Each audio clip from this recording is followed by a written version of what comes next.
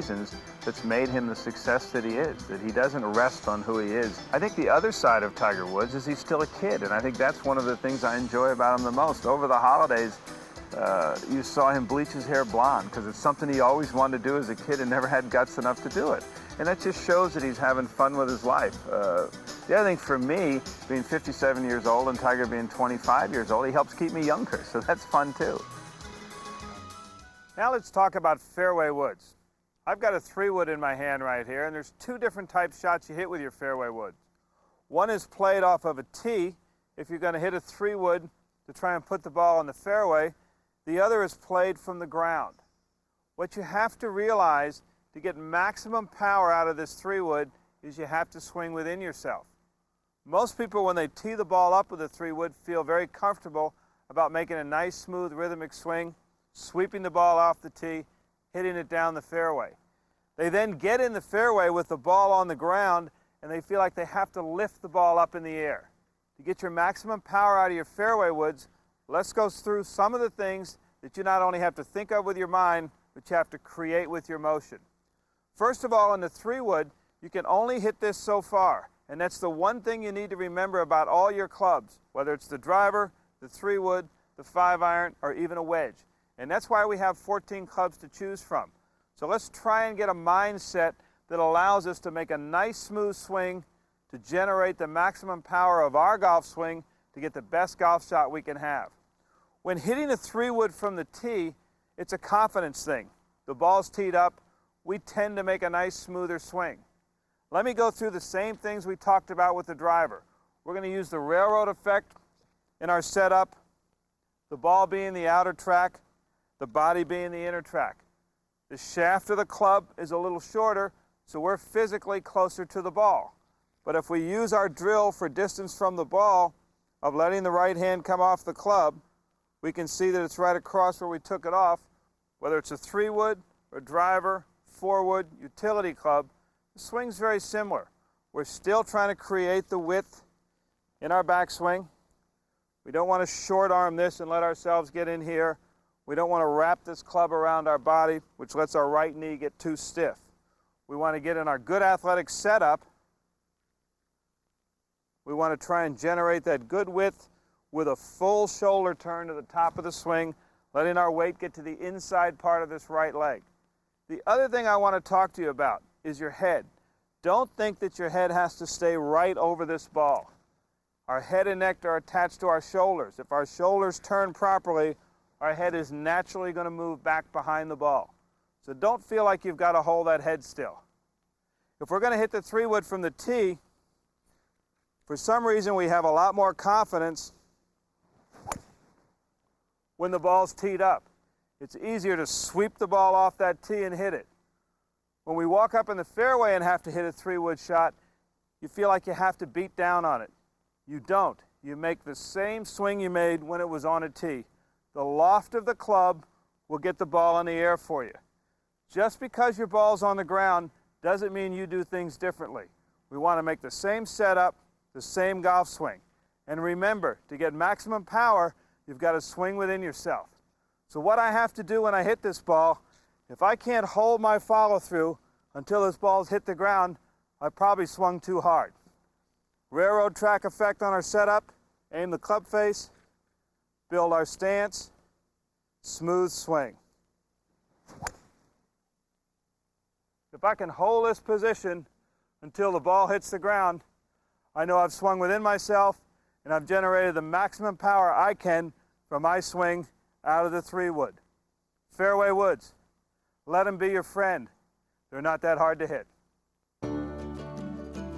I think the wonderful thing about the game of golf for those of us who have been in it our whole life are the people that we meet. For example, myself, I've played golf with President Eisenhower. I've played golf with President Ford. I've been around President Nixon when my dad was with him. I've been around some of the most successful businessmen in the world. And I think I've enjoyed that. I think I've really, really enjoyed that environment. I think golf brings everyone together. It doesn't matter who you are. This wonderful game, this wonderful experience, and a wonderful environment brings people from all walks of life together. And having been In reality, at 57 years old, I might as well have said I've been a golf pro for 57 years because I've been in the sport my whole life, and it's probably one of the biggest joys that I've had. When you talk about power, you have to talk about long iron shots. I've got about a 190-yard shot here, a little bit uphill. About a 3-iron shot for me. Now you have a choice here.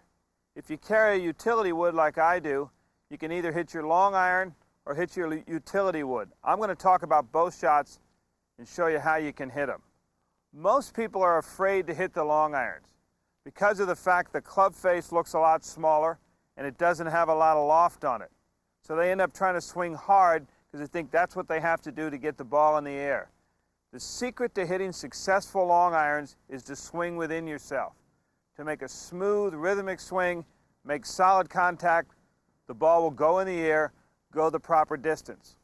Now what you have to realize, how far you hit your 3-iron could be over 200 yards, it could only be 160 or 70 yards. But for me, about a 190-yard shot is a 3-iron shot, and I'm going to show you what I think of when I get ready to hit this shot. Number one, what I have to do is go back to my basic fundamentals. I want to use my railroad track alignment, outer track club face, inner track body line. Ball position just inside the left heel, kind of right in the area of the swoosh on my shirt. As I said, we want to make a smooth swing. I don't want you to try and force this shot. If you hit the ball solidly with a 3-iron, it's going to take off, get in the air, and you're going to hit a good shot. For fundamentals, we're going to do the same thing we've done with a driver and the same thing we did with a fairway wood. We're going to take our setup, good posture, nice leg flex. Still working on the width in our swing, good full turn in our shoulders. I want you really to be cautious to make sure you finish this wind up at the back of the swing. As I said, when most people get these long irons, they tend to think they have to hit them hard and they don't finish this backswing. So the big key for this long iron shot to get the most power out of your game is to finish your wind up and then just unwind and face your target. The ball's actually just going to get on the way of the club as you come through. Don't try and force it. Don't try and lift the ball up in the air. Let me hit one for you. 190-yard, 3-iron shot.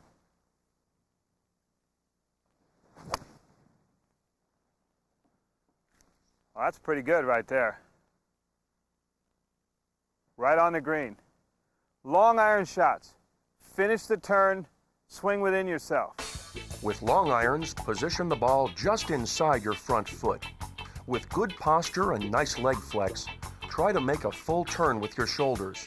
Finish your backswing. Now, just let the ball get in the way of the club on the downswing. Now let me show you what else we can do from here. This same distance, if you carry a utility club like I do, I have a 20-degree lofted fairway wood, which goes about the same distance. The nice thing about this club is the way it sits in behind the ball. Because the head is bigger, it's easier to hit, or gives you the feeling that it's easier to hit. We're not going to do anything different. We're going to try and finish this turn and make a good smooth swing. One of the things we've talked about in this segment about getting the most power out of your swing is swinging within yourself and making good solid contact. Let's play the same distance shot with the 20-degree utility wood. Same setup. See if I can finish my turn and hit a good shot.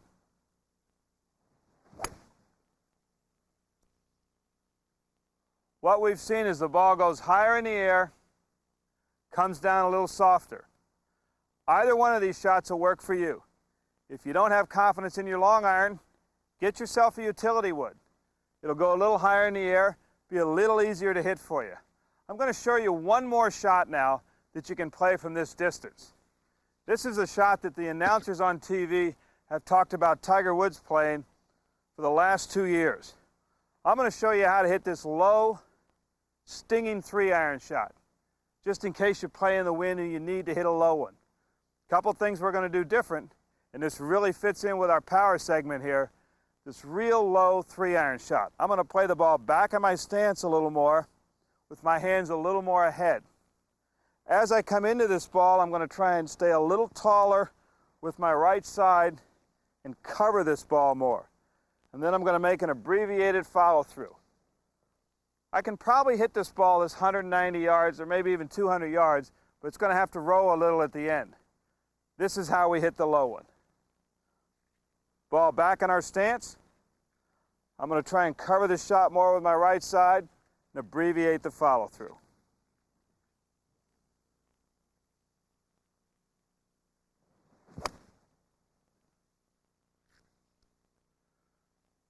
The low, stinging long iron shot. You don't need it very often, but practice it. It'll be a great weapon in your arsenal of power. To hit a low 3-iron shot, play the ball a little more back in your stance. Stay taller through the downswing, cover the ball at impact, and abbreviate your follow-through. I don't believe that there is a system to teaching golf. I think the philosophy that I have is the same philosophy that my father taught my brothers and I, that I've taught my son and everybody that works for me, is you have to have fun at this game. You have to create an atmosphere of fun. You have to realize that less is more when you teach. What I mean by that is don't give a student so much that he can't keep up with it.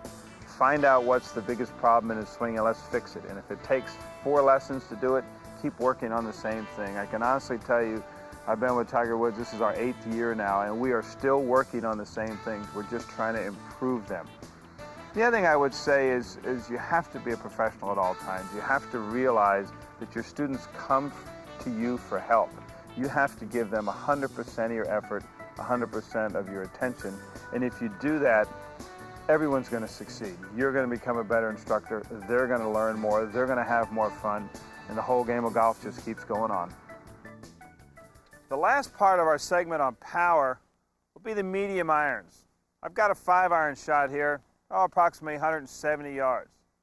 You may say to yourself, what's a 5-iron have to do with power? Well, to get the most power out of your swing, we have to create a motion that allows you to hit every shot solidly so you can get the most out of each club. As I said before, 170 yards may not be a 5-iron for you. Could be a 7-iron, could be a 3-iron or utility wood. But the techniques and mechanics that we're going to talk about for this shot remain the same. What we've talked about in the various shots to help you generate power was to create some width in your swing with a little bit of a wrist cock going back. Not to get the club out in this position, to have your arms away from your body with a little hinge in your wrist. You've heard me talk a lot about swinging within yourself and finishing your backswing. The key to finishing your backswing is 2 things. Number 1, don't be afraid to let your head flow back with your turn. And number 2, finish that turn. Make a good full shoulder turn. That's going to vary with each and every one of you depending on your flexibility. When I'm done hitting this shot, I'm going to give you some tips and some things you can do at home to get you more flexible, to let you turn more. For a 5-iron shot, we're going to play the ball fairly forward in our stance, just inside the left heel. Once again, ball position, right in line with the logo on my shirt. The key to remember in all these shots and in generating power is to swing within yourself. That's why we've got 14 clubs in the bag to choose from. I want you to understand when we talk about power, I want you to swing at about 80% of your capabilities. Believe it or not, if you'll swing 80%, meaning more under control instead of swinging as fast and hard as you can, you're going to get more power and you're going to hit the ball straighter. And this is a big key in all of these shots. We've talked about it from the driver to the 3-wood to the long iron to the utility wood, and it doesn't change now that we're into the mid-irons. The 5-iron shot's no different than the rest of them. The shaft is a little bit shorter. The swing in general is going to be a little shorter because of the length of the shaft, but that's going to happen naturally. Here's how we're going to play this shot. Ball just inside the left heel, right on line with the logo on your shirt. I want to go back through all the things that I've done with the other clubs. Remember the railroad track for aiming. Outer track, club face line. Inner track, body line. Remember nice posture. Good spine angle. Nice athletic stance, ready to respond. Also remember what we talked about. Our weight goes in the direction that the golf club is going. And finally, we want to finish this backswing and swing under control. Power. Easy swings, believe it or not, generate more power. Let's hit this 5-iron shot. 170 yards, a little uphill. Should be perfect distance for my 5-iron.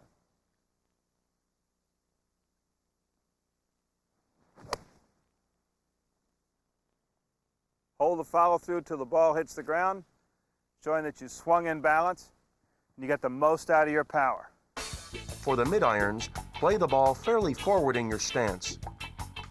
Make it an athletic stance. Practice shifting your weight in the direction the club is moving. Now complete your backswing and follow through. Power. Never once did we talk about swinging hard.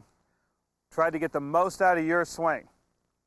Let's talk about some things now that I've hit this shot that you can do at home while you're watching the tape or even in your backyard. A couple things you can do to help generate more power is to build stronger muscles. Believe it or not, you can stand there and just hold a club and do a little exercise like this.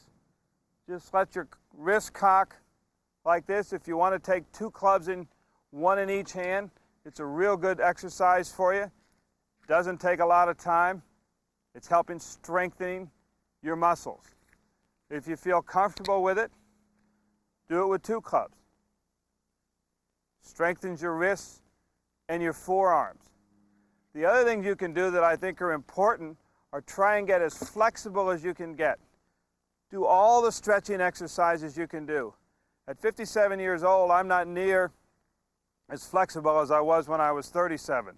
So I think it's important to do just normal, basic stretching exercise, club behind the shoulders, turning this behind the ball, and not only working on the backswing, work on the through swing.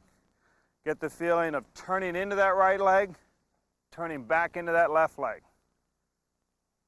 Turn and turn. Remember what we've said. To generate power, swing within yourself. Finish your turn going back. Let your weight go in the direction that the golf club's going. Swing at 80% of your capability. Hold that follow through till the ball hits the ground. If you use all of these things, do a little stretching, you're going to get the most power that you could ever get out of your swing, and I guarantee you're going to have more fun playing this great game of golf. There's no better place to put Butch's lessons to use than the 2 18-hole courses here at our Lucaya. The Reef course, a beautiful tree-lined Robert Trent Jones design, offers an inviting scenic layout. You're going to use all your irons on this course, so practice up. The Dick Wilson designed Lucayan course is going to test your accuracy. Get that short game in order. The Butch Harmon School of Golf is located here at the Lucayan as well. So if you find too many of those Bahamian hazards, you know where to go.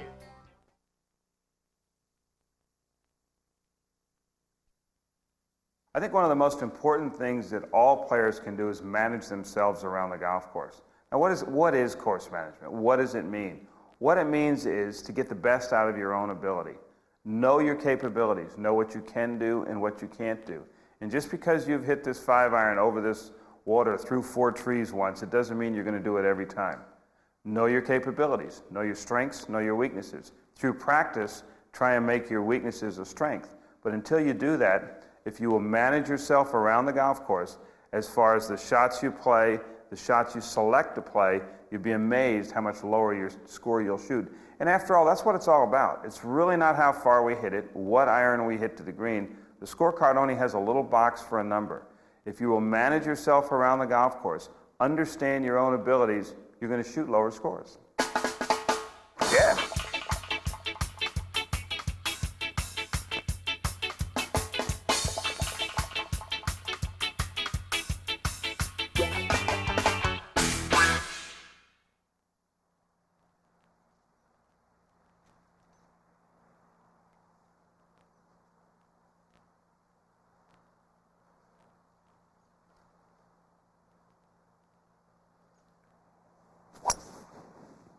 Well, that's the swing I'm looking for right there. Hold on. Whoa. Whoa. Oh, I think you knocked it through the fairway. Where's that going? Well, we're a little downwind, and it just got up on the wind and went through the fairway. Hi, I'm Butch Harmon. What I want to talk to you about today is course management and how important it is. What we just saw was a perfect example. My son Claude just hit a perfect drive on the 17th hole at the Lucayan Golf Club, 490-yard par 5, trying to get a little greedy because you want to knock it on in 2, and he just knocked it through the fairway. When you're playing, course management is just as important as your golf swing. Claude made a perfect swing, hit what he thought was a perfect shot, and he's all the way through the fairway, maybe to the trees. You know, long before you hit that first tee shot, you should be practicing course management. What I mean by that is when you're on the practice tee, practice some of the shots you're going to hit during your round of golf. And definitely, before you leave that practice tee, the last couple shots you should hit should be just the drives you're trying to hit down the first fairway. Practice the shot you're trying to hit off that number 1 tee. Go through your pre-shot routine, use the same rhythm, and visualize the shot. And remember, when you get to the first tee, the teeing ground is one of the only places in the game you can pick the ball up and place it wherever you want. So use this to your advantage.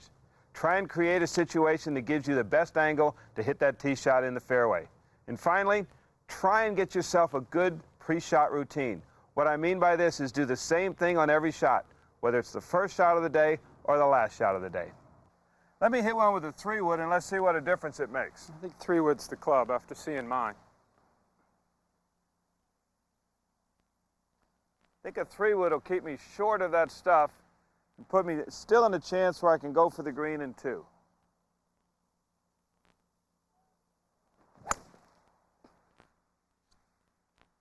Well, that should work out better there. Yeah, that looks all right. Now that's a conservative play, but on this hole with the wind, I think a conservative play was the thing. You hit a perfect drive. Yeah, and I've got no but chance I think you're now. in trouble over there. I've been telling you all your life, you don't be so aggressive, but Well, you never listen I've to got me. a good round going, trying to hit it down All right. the corner. Let's go see what we got down here.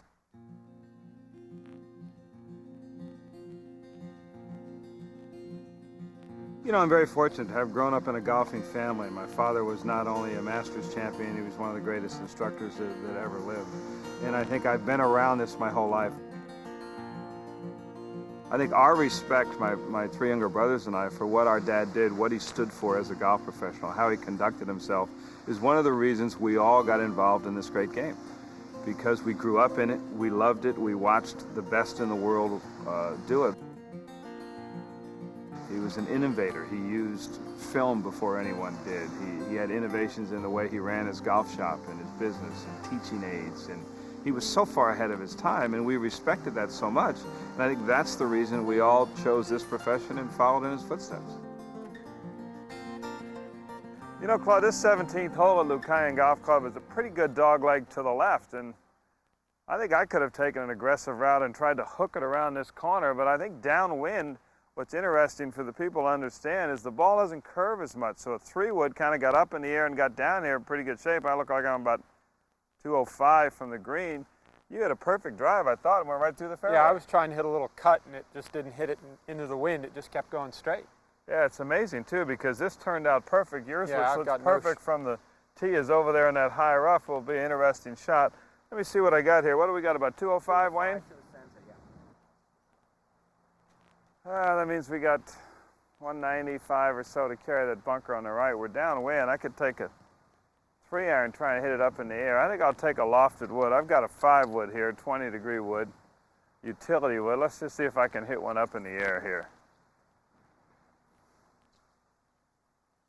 The nice thing about hitting the 3-wood off the tee is I've got a little better lie than I think you're going to And have. I think this will get up in the air and get on the green nicely. Well, if I can make a good swing, it will.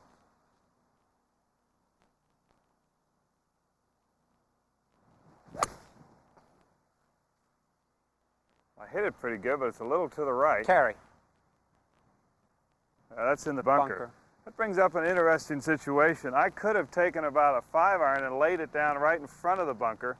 I took the aggressive play with my 5-wood, and I hit it just a little heavy, didn't quite carry the bunker. Now I'm in the bunker with a pretty tough shot. To manage yourself properly around the golf course, you have to know what your capabilities are. In other words, know your strengths and know your weaknesses. What you want to do, especially if you get in trouble, is get your ball back in play. Even on normal shots, when the pin is tucked way in the corner of a green around a bunker, sometimes it's better to shoot in the middle of the green. Look at it this way. A 30-foot putt's a lot easier than a short, tough bunker shot. So for you to manage yourself properly around this golf course, you need to understand what you can do and what you can't do. And just because you've pulled off a shot once in your lifetime doesn't mean it's always the right shot. Play conservatively. Play into your strengths, you'll shoot better scores. It's funny, course management comes in on every shot. Every shot you hit, you have a decision you could make. I took the aggressive route there, didn't quite hit the shot solid, now I put myself in the bunker. Let's go over here and see what kind of lie you've got. You know, you really did hit a good drive I did, off and that tee. I don't understand that. That Well, ball. it's just downwind. It's not going to curve it. My son Claude III, the fact that he's the head of all our instructors, that he's become such a great instructor himself is a wonderful feeling for me, especially because he kind of came to it late in life. He played golf as a teenager, but never played on a high school team or college team. Played other sports, tennis, ran track, so on and so forth. Showed an interest in golf, but not a love in golf. And when he graduated from college, he just decided he wanted to get into golf, and I got him in at the bottom level, working his way up, and he's really become a fine teacher. He's the head of all of our instructors for both of our schools. He's the one that pretty much trains everybody the way I like to do things, and I'm very proud of not only the work that he does, but the young man that he's become. He's a tribute once again to the Harmon name and the Harmon family, and that's something we're all proud of. Well, Claude, you hit a great drive here. You're probably, you're only 185 yards or so from the flag, but wow, this is some lie. Yeah, this is not good. Once again, this was the aggressive play off the tee, and unfortunately, it's taken a chance for you to knock the ball on the green with a fairly middle iron to now you've got to gouge something out of here. We got two things we can do here. We could take a 7 or 8 iron and lay this ball up short of the green, or we can take a lofted club. Why don't you take your 5-wood? You got a 5-wood. All right, let's try and hit a shot with a 5-wood. And what we have to do here is we have to try and really cut this ball up out of this grass. So what you're going to do, get in there and take your setup. I want you to actually open the club face before you grip it, which means you're going to have to aim quite a bit to the right. Now, swing-wise, what Claude has to do to jump this ball out of this grass, you have to pick this club up sharply and come down on it, and the ball's going to come out in a big slice spin for him.